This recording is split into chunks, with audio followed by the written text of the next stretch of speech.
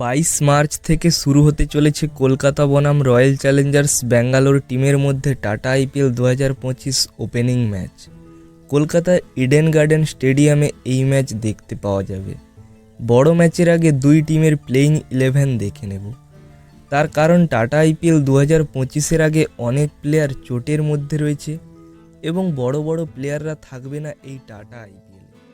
তাই দুই টিমের প্লেইং 11 এক নজরে দেখে নেব। খুবই ভালো একটি ভিডিও হতে চলেছে, ভিডিওটি শেষ পর্যন্ত দেখুন। তার কারণ এই চ্যানেলে পুরো আইপিএলের সমস্ত আপডেট পেয়ে যাবেন, তাই চ্যানেলটিকে সাবস্ক্রাইব করে রাখুন। চলুন ভিডিওটি শুরু করা যাক। সবার প্রথমে কলকাতা টিমের প্লেইং 11 এক নজরে দেখে নেব। কোন কোন প্লেয়ার খেলবে এই ওপেনিং ম্যাচে, ক্যাপ্টেন কে হয়েছে তার সম্বন্ধেও জেনে নেব। কলকাতা টিমের ওপেনিংয়ের কথা বললে কুইন্টন ডিকক ও ভেঙ্কটেশ আইয়ার ওপেন করতে চলেছে।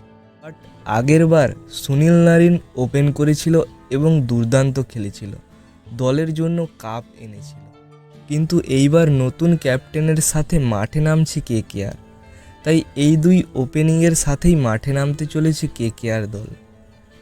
আজিঙ্কে রাহানে, যিনি এইবারের নতুন কেকেআর টিমের ক্যাপ্টেন, বাট তাকে 3 থেকে 4 বছর তেমন কোনো টিমে দেখতে পাওয়া যায়নি, কিন্তু এক্সপিরিয়েন্সের সাথে মাঠে নামতে চলেছে এইবার।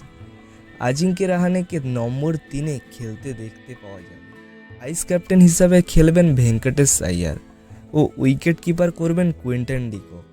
কেকেআর টিম এইবার অকশানে অনেক আনক্যাপ্ট ইন্ডিয়ানকে সুযোগ দিয়েছে, তাই কলকাতা টিম নম্বর 4-এ অঙ্কুশ রঘুবংশী ও নম্বর 5-এ রিঙ্কু সিং, নম্বর 6-এ আন্ডে রাসেল এবং নম্বর 7-এ রমনদীপ সিংকে খেলাতে চলেছে।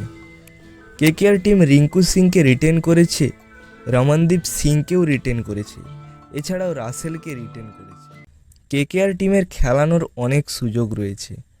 রিঙ্কু সিং ফিনিশিং টাচ দিতে পারে, রমনদীপ সিংও ফিনিশিং টাচ দিতে পারে, এবং যদি মনে করে কেকেআর দল রাসেলকে নম্বর 4-এ খেলাবে তাও করতে পারে।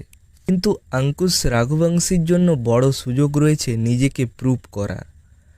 নম্বর 4-এ যদি রঘুবংশী খেলে তাহলে 5 থেকে 6 ওভার পেয়ে যাবে ভালো খেলার জন্য।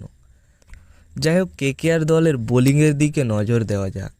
নম্বর 8-এ সুনীল নারিন। নারিনকে যেখানে খুশি খেলানো যেতে পারে অ্যাজ এ অলরাউন্ডার হিসাবে। নম্বর 3-এও ব্যাটিং করতে পারে, অথবা ফিনিশিং টাচও দিতে পারে, অথবা ওপেনিং করালেও ওপেনিংও করতে পারে সুনীল নারিন। নম্বর 9-এ হর্ষিত রানা। হর্ষিত রানা তো নম্বর 1-এ চলেই এসেছে, আরও ভালো খেলতে চলেছে tata IPL 2025-এ।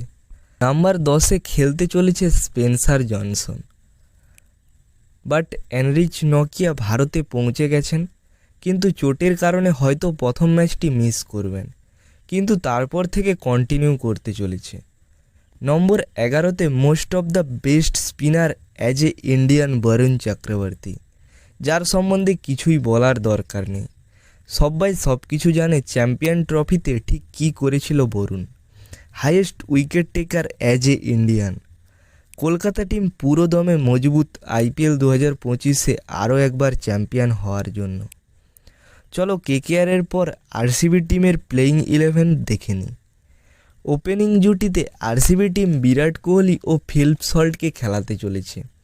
Rajat Patidar number 3-এ as a captain হিসাবে খেলবে আইপিএল 2025-এ আরসিবি টিমের জন্য। আরসিবি টিমকে টপ অর্ডারের বেস্ট টিম বলা হয়েছে আইপিএল 2025-এ, কিন্তু বর্তমান ফিল সল্টের ফর্ম তেমন একটা ঠিকঠাক নেই, কিন্তু আইপিএল শুরু হওয়ার পর কি হয় সেটাই দেখার। আরসিবি টিমের সবচেয়ে দুর্বল স্থান ছিল মিডিল অর্ডার, যেখানে আগেরবার না চলেছিল অনুজ রাওয়াত, না চলেছিল দীনেশ কার্তিক। বাট এইবার মিডিল অর্ডার ঠিকঠাক দেখা যাচ্ছে আরসিবি টিমের।